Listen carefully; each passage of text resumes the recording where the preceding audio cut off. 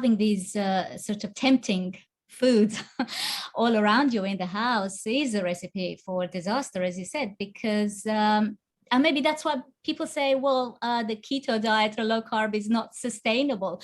Well, it's not. You're not going to sustain it for more than a day. I wouldn't be able to.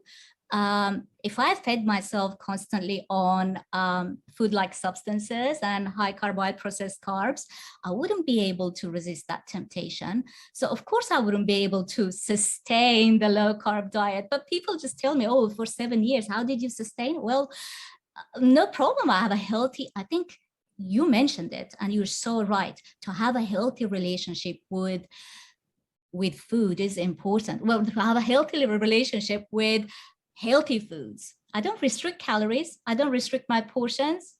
I have no weight issues, and I have no issues with my diabetes or diabetes related complications either.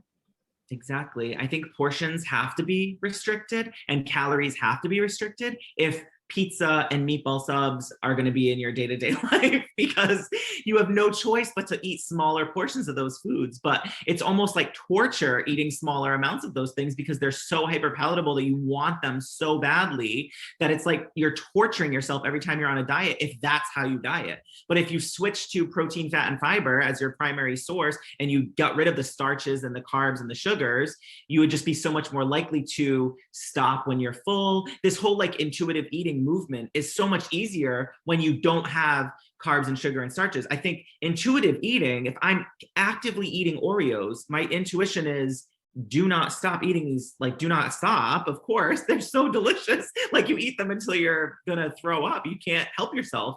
I mean, not everybody is like that. Not everyone has this like addicting food, binge eating kind of personality, but that's how it is for me. So intuitive eating will never work if like hyperpalatable foods are in my life, but it can, and I can, be like very mindful of when I'm full and when I'm done eating if I'm focusing more on like protein and fats. So true. And it is, protein and fats are more satiating. Oh my God, absolutely. Fiber too. So it makes sense to eat this way because you will feel more satiated.